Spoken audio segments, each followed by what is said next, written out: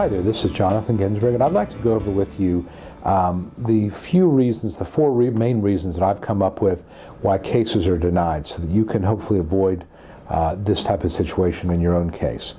The first reason that many cases are denied is that the claimant, you, don't have sufficient medical treatment. Judges expect you to have ongoing medical treatment with a doctor, that you're trying everything the doctor suggests. It's just not good enough to say, well, the doctor wasn't helping, so I figured why bother going.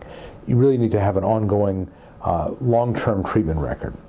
The second thing is that if the doctor prescribes you medicines, you need to take those medicines, but if you don't have any pain medications and you're claiming pain, that's a problem.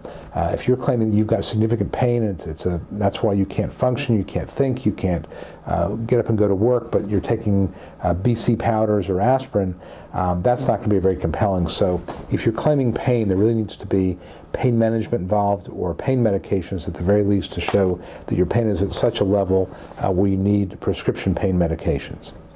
Third thing I think that really hurts cases is people who try to work part-time while their application is pending. Social Security sees things in black and white, and if you are working part-time, a judge is very likely to conclude that if you can work part-time, you could probably work full-time. So my suggestion is that you try to avoid working part-time if you certainly more than a trial work period or a unsuccessful work attempt is really the appropriate term, 3 months. So if you work more than 3 months, that looks like real work. So again, I would never tell somebody not to work, but if you do work, realize that it's going to affect your case, especially if you're working more than 3 months. And I think the main reason, the fourth and main reason that cases are denied, is the lack of a medical source statement. You need to have a doctor in your corner. That doctor needs to be willing to fill out a functional capacity form or write a brief narrative report, basically identifying activity limitations that apply to you because of your medical condition.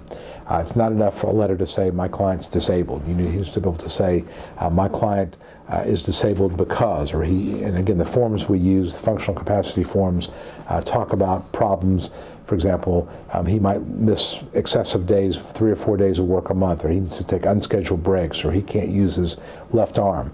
You don't want to be as specific as you can, but having a medical source statement is really, in this climate, almost essential now. So those are really the main 4 reasons I'm finding that cases are being denied. So hopefully, if any of them apply to you, you can get working on it, talk to your lawyer, and try to avoid losing a case because of things that are certainly preventable that you can address and take care of prior to your hearing. Again, my name is Jonathan Ginsberg. I hope this has been helpful, and until next time, I'll talk to you soon.